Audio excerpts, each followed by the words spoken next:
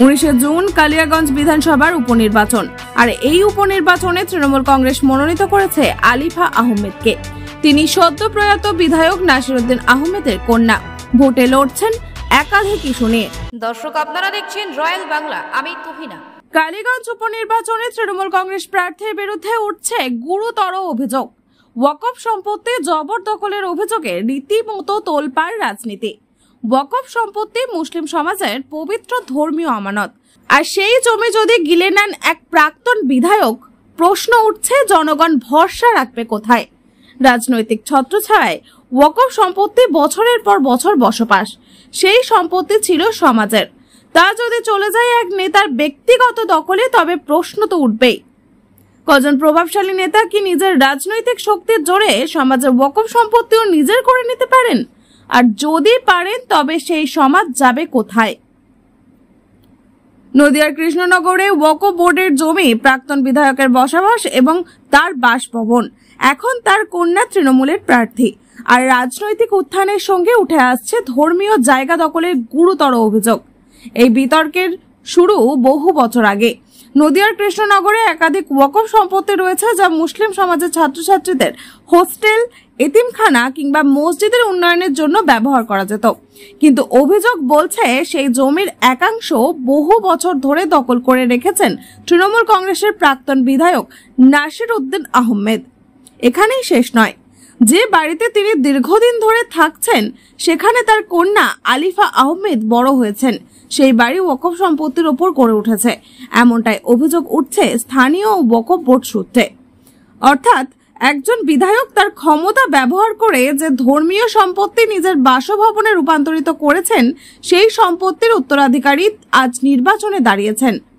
এই ঘটনার সবচেয়ে স্পর্শকাতর দিক হচ্ছে, একজন মুসলিম ছাত্রছাত্রীরা কৃষ্ণনগরে আজও হোস্টেলের জন্য জায়গা খুঁজে পায় না। তখন একটি বড় আকারে ওয়াকফ সম্পত্তি দখল থেকে যাচ্ছে একজন প্রাক্তন বিধায়কের পরিবারে। ওয়াকফ বোর্ড জানিয়ে দিয়েছে, অনুরোধ করার পরেও কিন্তু রাজনৈতিক প্রভাবের সামনে তাদের হাত অনেকটাই বাঁধা। নাসিরউদ্দিন আহমেদ শুধু বিধায়ক ছিলেন না, তিনি রাজ্য ওয়াকফ বোর্ডের সদস্যও ছিলেন। অর্থাৎ ধর্মীয় সম্পত্তির রক্ষক হিসেবে হয়ে উঠেছেন দখলদার। 19 জুন কালিয়াগঞ্জ বিধানসভার উপনির্বাচন। আর এই উপনির্বাচনে তৃণমূল কংগ্রেস মনোনীত করেছে আলিফা আহমেদকে। তিনি সদ্য প্রয়াত বিধায়ক নাসিরউদ্দিন আহমেদের কন্যা। ভোটে লড়ছেন একাধিক ইস্যু নিয়ে। কিন্তু প্রশ্ন একটাই, বাবার পদাঙ্কে চলবেন নাকি দায়িত্ব নেবেন সমাজের প্রতি? কালীগঞ্জ বিধানসভার আসনে মুসলিম ভোটার সংখ্যা 1.5 লক্ষের বেশি, এবং সেই ভোটাররা এবার প্রশ্ন তুলছে, একজন প্রার্থী যিনি নিজে জন্মেছেন, বড় হয়েছেন একটি বিতর্কিত ওয়াকফ সম্পত্তিতে, তিনি কি সমাজে সেই জমি ফিরিয়ে দেবেন? বর্তমানে ওয়াকফ নিয়ে গোটা দেশে আলোচনা চলছে। সম্পত্তির রেজিস্ট্রি ব্যবহার, স্বচ্ছতা নিয়ে প্রশ্ন উঠছে নানা জায়গায়। এই প্রেক্ষাপটে কালীগঞ্জের এই ঘটনা যেন এক বাস্তব প্রতিচ্ছবি, যেখানে একদিকে ধর্মীয় প্রতিষ্ঠান, অন্যদিকে রাজনৈতিক স্বার্থ। যারা মুসলিম সমাজের প্রতিনিধি বলে পরিচিত, তাদের দিকে তাকিয়ে থেকে সাধারণ মানুষ, তারাই এই সমাজের পবিত্র ধর্মীয় সম্পত্তি জবরদখল করছে। তবে ভবিষ্যৎ কোথায়?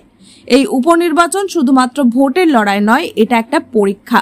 রাজনৈতিক প্রভাব বনাম ধর্মীয় আমানত, উত্তরাধিকার বনাম ন্যায়, প্রার্থী নাকি জবাবদাতা, এই প্রশ্নটাই উঠছে। ওয়াকফ সম্পত্তি কি সমাজের কাছে ফিরবে, নাকি আবার দখল থেকে যাবে প্রভাবশালী পরিবারের কাছে? 19 জুন কালীগঞ্জ সিদ্ধান্ত নেবে, নেতার কন্যা সমাজের পাশে থাকবেন নাকি ক্ষমতার ছায়ায় আগেই পথে হাঁটবেন। আপনার ভোট শুধু একজনকে নয়, সমাজের ভবিষ্যৎ নির্ধারণ করবে। ভোট দিন বিবেক দিয়ে, প্রশ্ন খুঁজুন, উত্তর খুঁজুন, কারণ ধর্মীয় সম্পত্তি কারোর পারিবারিক সম্পত্তি নয়। আপনারা দেখছেন রয়্যাল বাংলা, বিস্তারিত জানুন রয়্যাল বাংলার পর্দায়।